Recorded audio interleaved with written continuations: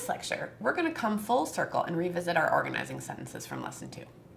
In particular, we're going to dig a little deeper into the sixth and final strategic question that we posed in Lesson 2, developing tactics to turn our resources into power.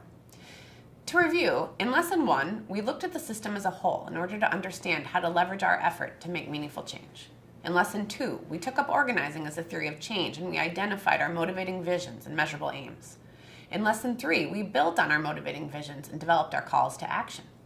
In Lessons 4 and 5, we focused on building relationships with our people and mapping their assets.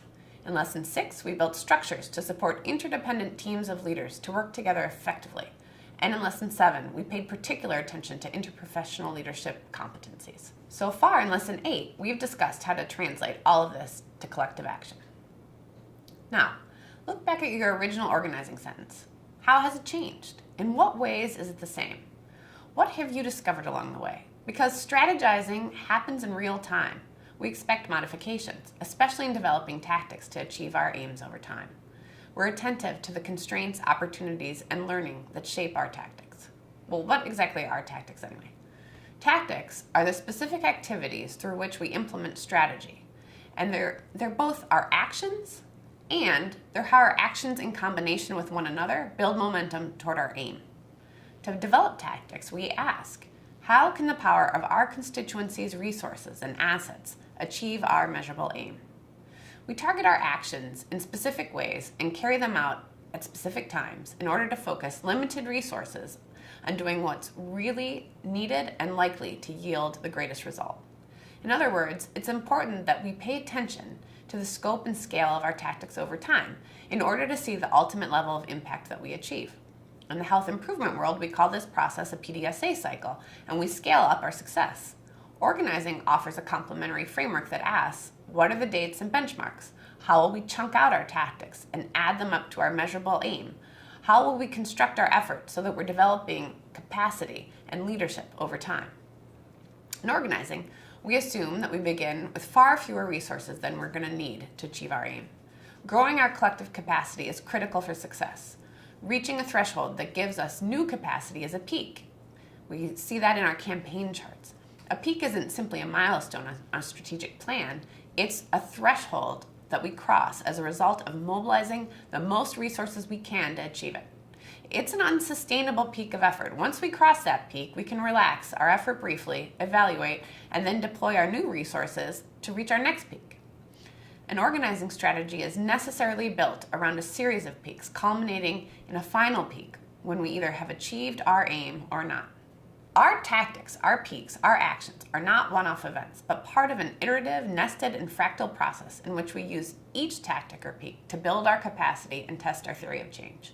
Are we building power over time by adding more people to our efforts? Each peak should have a measurable goal that launches us toward the next peak. This way we know if we're succeeding or failing, and we can make adjustments to our approach based on observable data. Designing tactics is a collaborative and creative process. Ensuring that we have diversity of perspectives and experiences will maximize our creativity. That's one reason why we pay close attention to team structures in Lesson 6, to strategize effectively and creatively together.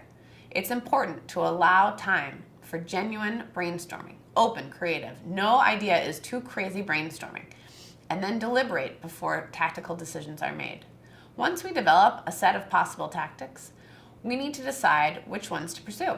In organizing, key criteria for selection include whether the tactic is consistent with our values, impacts our measurable aim, develops individual growth and leadership, develops our project and our chapter's capacity, uses our existing resources creatively, is motivational and fun, is measurable, builds on our strengths, and engages weak ties, broadening our constituency.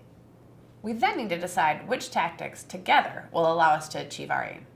Many of you have started or are in the middle of this process and have asked for help with this. We've included a tool in the course website that includes how to go about leading a collective decision-making process. And ICANN learners like the team from Portland State University are an exceptional example of best practice. They developed a collective decision-making process for engaging their whole chapter in deciding their project focus. I encourage you to check it out. I also want to encourage you to revisit your organizing sentence and see how it's evolved over the past 8 weeks. What's worked? What hasn't? What tactics have you modified and changed? Did you establish relationships with local community organizations and engage people from other health disciplines? How many people have you engaged in your projects and in your chapters? How have you measured your collective action? What have you learned about the process of leading collective action? We're going to talk about how to get people to commit to collective action and sustain it over time next.